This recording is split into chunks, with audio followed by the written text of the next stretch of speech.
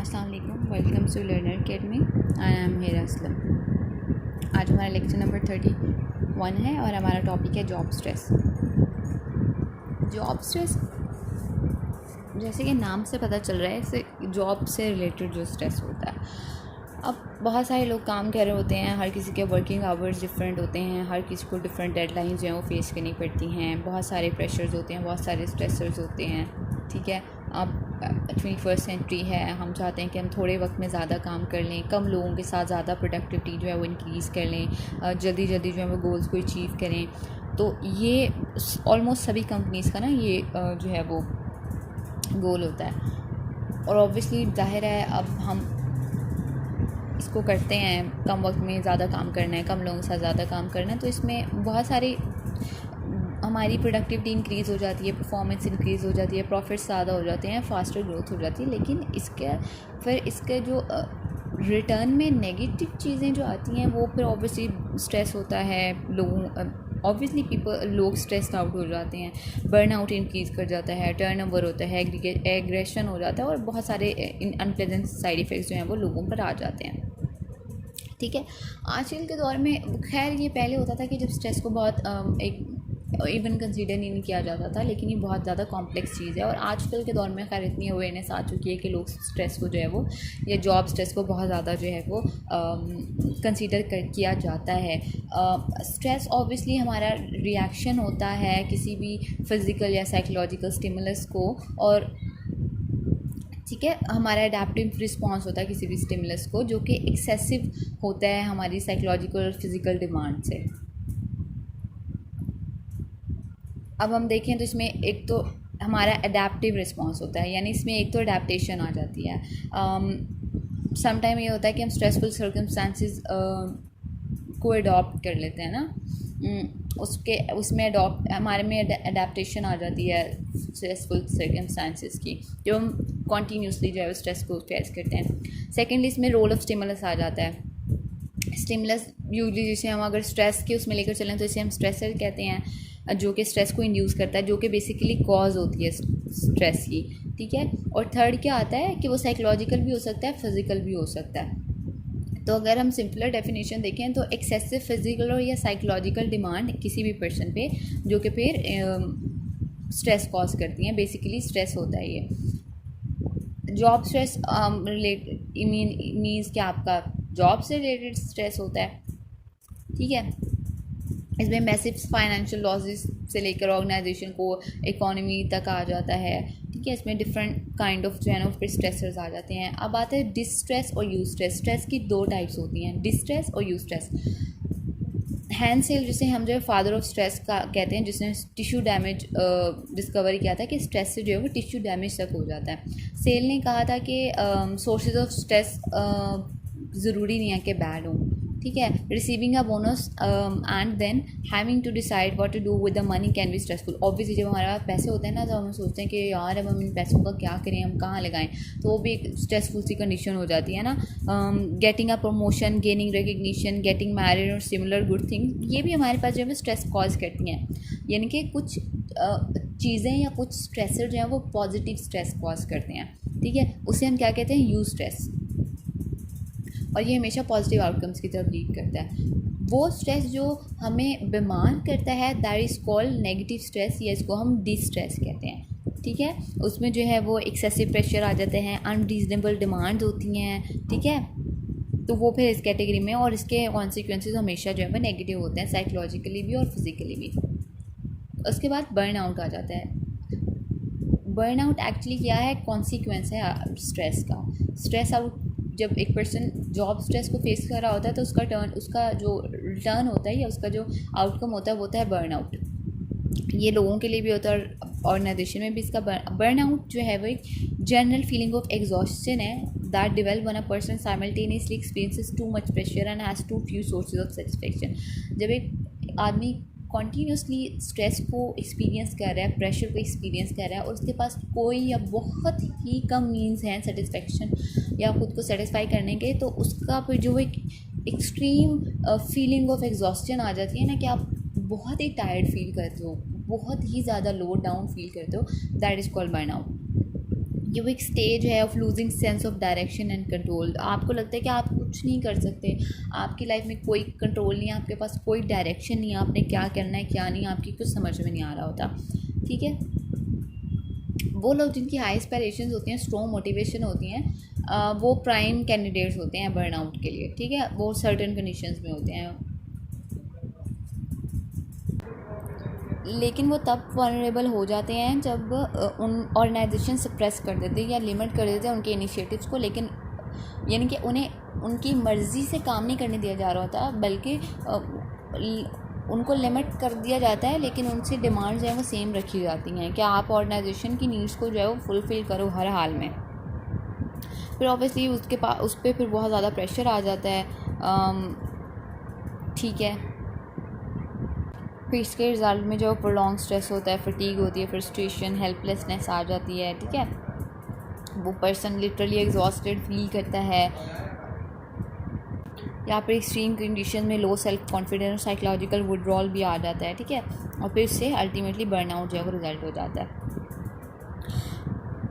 Stress obviously physical exhaustion भी लेकर आता है, और वो मेंटल एग्जॉस्शन भी जो है वो लेकर आता है लॉन्गर आवर्स के लिए, अगर आप जो है वो फेस करो तो। उसके बाद आ जाए जनरल अडेप्टेशन सिंड्रोम। क्या होता है?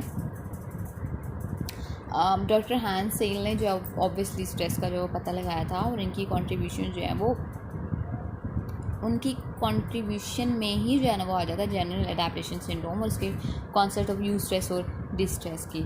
इनके मॉडल के अकॉर्डिंग था कि each of us has a normal level of resistance, यानी कि हमारे अंदर एक नेचुरल लेवल ऑफ रेजिस्टेंस होता है स्ट्रेसफुल इवेंट्स के लिए। ठीक है, और वो नेचुरल लेवल ऑफ रेजिस्टेंस जो होता है ना वो वैरी करता है पर्सन टू पर्सन। कुछ लोग जो हैं वो बहुत टॉलरेंस लेवल उनका हाई होता है, वो स्ट्रेस को बहुत अच्छे से डील कर लेते हैं, और कुछ लोग बहुत कम लेवल के स्ट्रेस में भी जो है ना वो बिल्कुल ही जो है वो रह जाते हैं। यानी कि हर किसी का थ्रेशोल्ड जो है ना वो डिफ़र करता है स्ट्रेस को लेके। जनरल अडेप्टेशन सिंड्रोम उस वक्त शुरू होती है जब इंसान पहली बार जो है वो स्ट्रेसर को इनकाउंटर करता है। इसकी फ़र्स्ट स्टेज को कहा जाता है अलार्म। यहाँ पे जो है ना फर्स्ट कुछ पैनिक फील करता है, पहली बार स्ट्रेसर को फेस कर रहा है ना। जैसे अगर आप पहली बार प्रेजेंटेशन दे रहे हो अपनी ज़िंदगी में, पहली बार आप पैनिक फील कर रहे हो, और आप सोच रहे हो कि मैं क्या करूँ, मैं किस तरह से कोप करूँगा इससे, या मैं किस तरह से कोप करूँगी इससे, मैं किस तरह प्रेजेंट करूँगी, मैं नर्वस हो जाऊँगी और मुझसे कुछ ब्लंडर्स ना हो जाए, मैं फंबल करूँगी।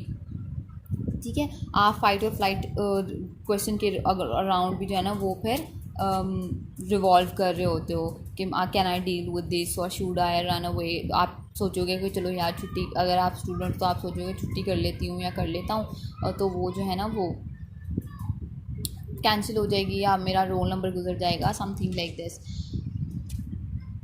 अगर स्ट्रेसर बहुत ज़्यादा एक्सट्रीम हो तो फिर पर्सन जो है ना वो सिंपली अनेबल होता है इससे कोप करने के लिए। ठीक है, अगर आपकी तो बहुत आपकी फिज़िकल और इमोशनल स्ट्रेंथ से ऊपर का है स्ट्रेसर, तो आप नहीं कोप कर सकते ना। आप फिर उसके जो है ना वो आप उसके नेगेटिव इफ़ेक्ट्स को जो है ना वो रेजिस्ट करना शुरू कर देते हो। यानी कि आपको पता है आपने प्रेजेंटेशन देनी ही देनी है, तो फिर आप कोशिश करना शुरू कर दो कि मैं नर्वस ना हूँ, मैं फंबल ना करूँ, ठीक है, मैं पैनिक ना करूँ। जब रेजिस्टेंस फेज एंड हो जाता है ना, तो फिर उसके बाद क्या आ जाता है, आप जो है ना वो एक टायर्ड लेकिन कुछ रिलैक्स फील करना शुरू कर देते हो।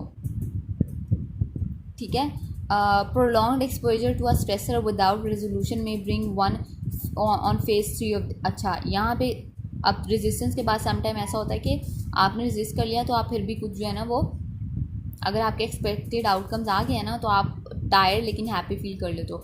लेकिन अगर आपका एक प्रोलॉन्ग्ड एक्सपोजर है स्ट्रेसर पे और आपका कोई रेजोल्यूशन नहीं है, आपके पास कोई सोल्यूशन नहीं है, तो फिर जो है ना वो जनरल अडेप्टेशन सिंड्रोम का थर्ड फेज आता है जिसको एग्जॉस्शन कहते हैं। यहाँ पे क्या होता है, आदमी गिव अप कर देता है और वो स्ट्रेसर से फाइट ही नहीं करता। वो कहता है मैं नहीं प्रेजेंटेशन दे सकता, मैं कर ही नहीं सकती। आप यहाँ पे गिव अप कर देते हो। ठीक है, ये जो है ना थर्ड फेज तब आता है अगर आप सेकेंड फेज पे जो है ना वो फेल हो जाते हो।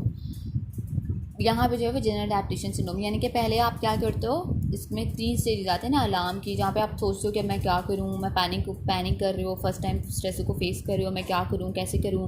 फिर आप दूसरे में क्या करते हो, जब आपको लगता है कि आप इससे कोप नहीं कर सकते तो आप उसके नेगेटिव इफेक्ट्स को रेजिस्ट करते हो कि आप नर्वस ना हो, मैं फंबल ना करूँ, मेरी ज़बान, मैं नॉर्मली बात करूँ, मेरे जेस्चर्स ठीक हों, मैं शिवर ना कर रही हूँ, ठीक है। और अगर आप अब इसके बाद ये होगा कि आपका सेकंड फेज़ आपने सक्सेसफुली कर लिया ना, आपने रजिस्ट कर दिया नेगेटिव इफेक्ट्स को, तो इट्स मीन आप उसके बाद रिलैक्स फील करोगे। लेकिन अगर आपका सेकंड फेज़ फेल हो गया है, आपके पास कोई सोल्यूशन ही नहीं है, तो आप फिर थर्ड पे आ जाते हो जिसमें एग्जॉस्शन आता है और आप जहाँ पे टोटली गिव अप कर देते हो।